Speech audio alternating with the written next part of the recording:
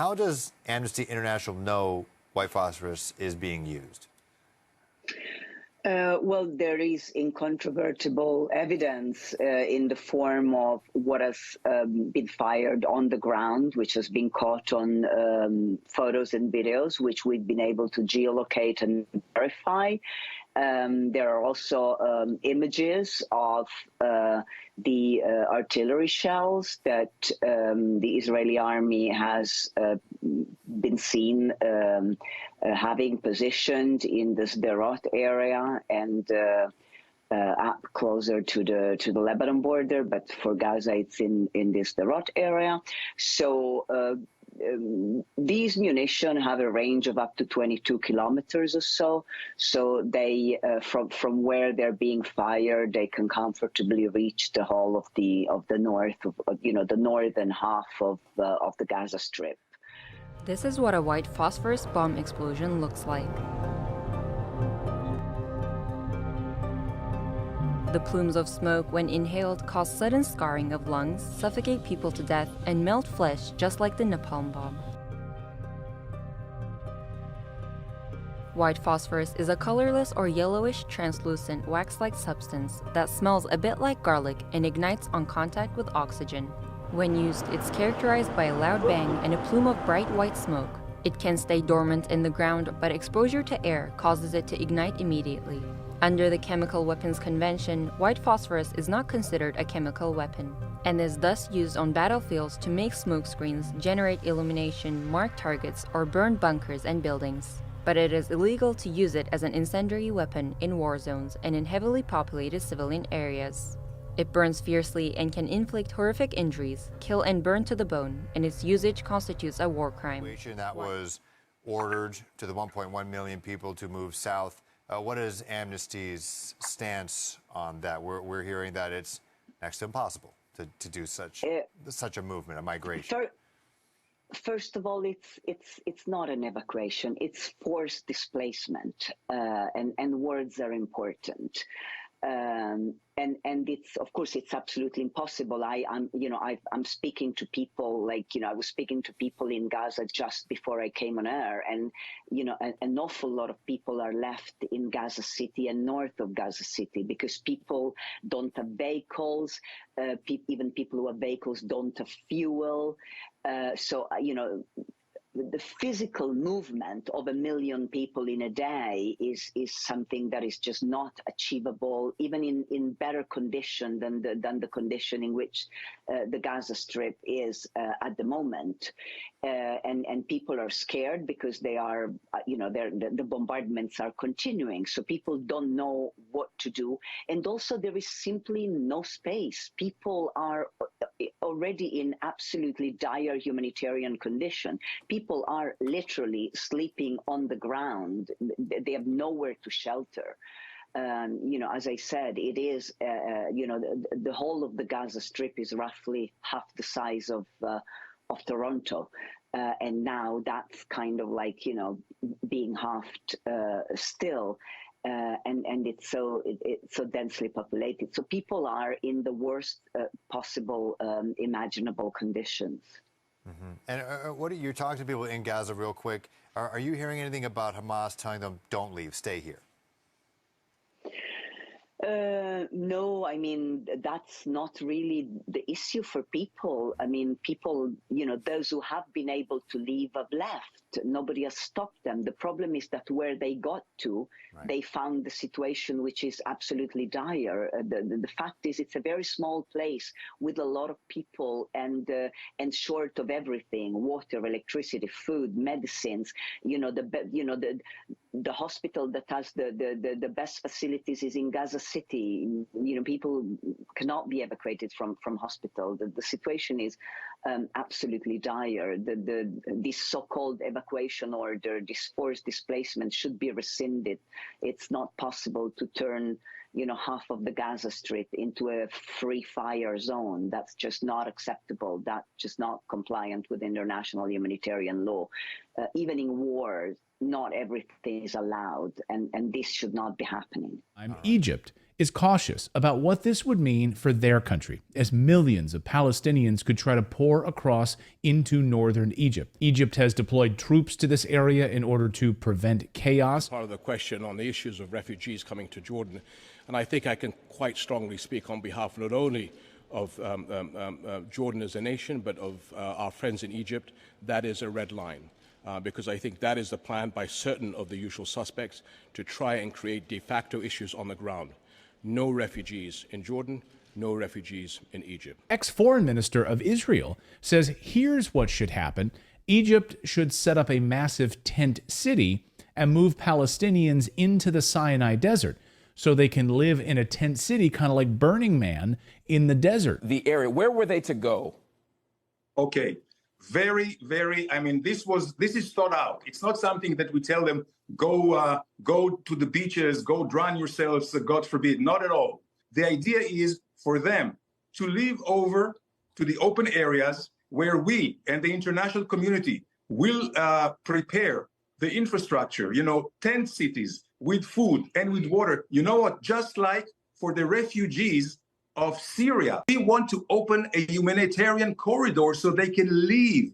But if Hamas... So that who can leave? Citizens? You're saying civilians can leave, but only through the Rafah border, correct? At this point, yes. So they can't because where else? Your country!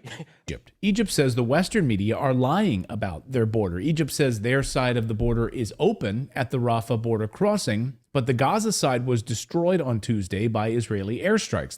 The attack on the border crossing was confirmed, in fact, by the Israeli press on Tuesday. This is not a conspiracy theory. And sources told me that the infrastructure on the Gaza side of this crossing was destroyed. I'm no geography expert, but if Israel wants Palestinians to move out of the way, there's a pretty big border right here where they could come through. Israel could provide them with all the help they need, right? Why would you force them through a bombed-out border crossing funnel into Egypt to live in a tent city?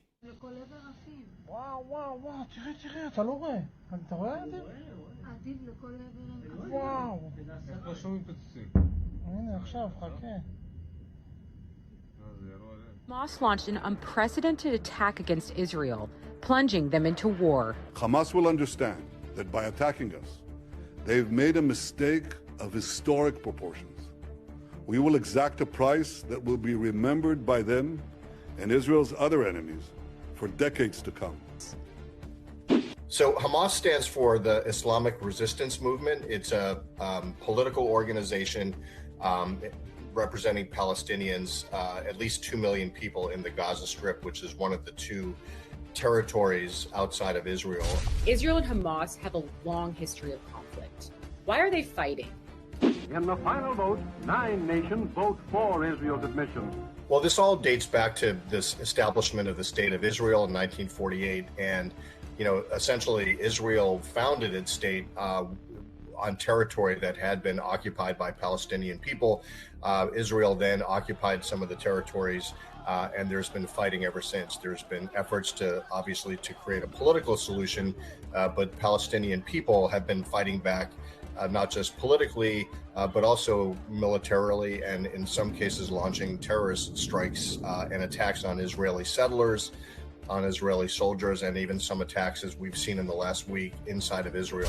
How is Hamas different from other Palestinian leadership? So Hamas actually is, at least according to some experts, is more militant than the PLO. The PLO did negotiate some kind of accord with Israel, but Hamas has refused to accept that. They are representing the Palestinians, and they politically control the Gaza Strip. I don't care where you land on this issue, but if you're a human being, like a fucking human being, right? Hang with me for 1 second. So as soon as I heard that Israel cut off Palestine's water, my first thought was, who the fuck cuts off water to millions of children and civilians during a time of war? What kind of a barbaric act is that? And my second thought was, wait, why the fuck does Israel control Palestine's water? And a brief search got me to this fucking article by Amnesty International titled The Occupation of Water. All right. Soon after Israel occupied the West Bank, including East Jerusalem and the Gaza Strip, the Israeli military authorities consolidated complete power over all water resources and water-related infrastructure in the occupied Palestinian territories, OPT. And I know what you're thinking. Well, they took over existing infrastructure, so build some new one. Israeli Military Order 158 stated that Palestinians could not construct any new water installation without first obtaining a permit from the Israeli army. Since then, the extraction of water from any new source, the development of any new water infrastructure would require permits from Israel, which are near impossible to obtain. It gets fucking better. They are unable to drill new water wells, install pumps, or deepen existing wells, in addition to being denied access to the Jordan River, right? Israel even controls the collection of rainwater throughout most of the West Bank, and rainwater harvesting cisterns owned by Palestinian communities are often destroyed by the Israeli army. As a result, some 180 Palestinian communities in rural areas in the occupied West Bank have no access to running water. They don't have access to fucking running water, bro. What the fuck is going on here? Because the resulting disparity in access to water between Israelis and Palestinians is truly staggering. Water consumption by Israelis is at least 4 times that of Palestinians living in the OPT. Palestinians consume an average of 73 liters of water per day per person, which is well below the World Health Organization's recommended daily minimum. Motherfucking minimum. In rural areas, it's as low as 20 liters per person per day. This isn't during wartime. This is status quo. What kind of an insidious, fucking sick fucking government will make it a point to make sure, intentionally, that an entire population stays thirsty? People out here talking about freedom, voting rights, passports, airplanes. Can I get medical? Can I get education? Fucking water. You intentionally deprive a large group of people from having water. טוב, תקשיבו, אני הייתי מפקד בגולני ויודע מה זה לעשות סיורים, וגם שימשתי תקופה כמנהל של מחלקה, ואני אומר לכם, מה שקרה פה זה נעשה בשיתוף פעולה מוחלט. אין מצב שצה"ל, אין מצב שהשב"כ, קודם כל מודיעינית, לא ידעו על זה. אין מצב שצה"ל לא ישר הגיב, לא חיל אוויר, לא טנקים, לא, פעם היה לנו חדירה, חשש של חדירה מהרצועה, אני זוכר, אני הייתי בנחל עוז, תוך שניות הגיעו מאות רכבים מכל הצדדים, לא יכול להיות שדבר כזה קרה בלי ידיעת צה"ל. אני רוצה להגיד לכם משהו, ותקשיבו טוב, המדינה בגדה.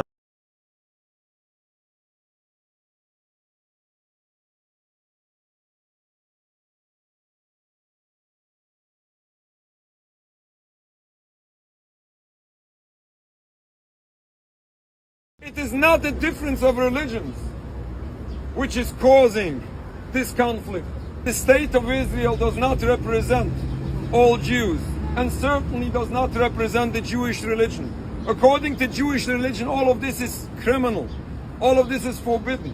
Basics of Jewish belief teaches that Jews are in a divinely decreed exile. We are even forbidden to create a sovereignty for ourselves. But especially when this is by killing, stealing, oppressing an entire people. This is not only criminal according to international law. This is a true violation of Judaism. And still, those people who choose not to follow Judaism misuse that very same religion to justify all those crimes forbidden in Judaism. The root cause is this criminal occupation which is oppressing an entire people. We have to end this occupation in its entirety. If people will ask me my advice, the leaders of Israel should wake up tomorrow morning and step out of the Knesset and return the land back to indigenous population. I guarantee peace. White phosphorus bombs were called Willie Pete and were used during World War I and World War II.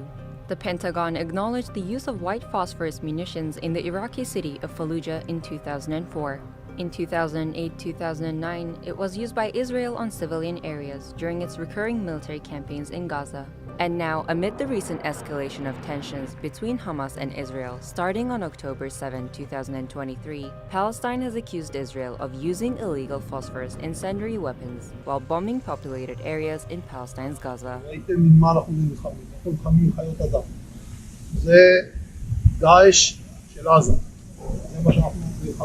עזה לא תחזור להיות מה שהייתה, וחמאס לא יהיה. נחסל את הכל.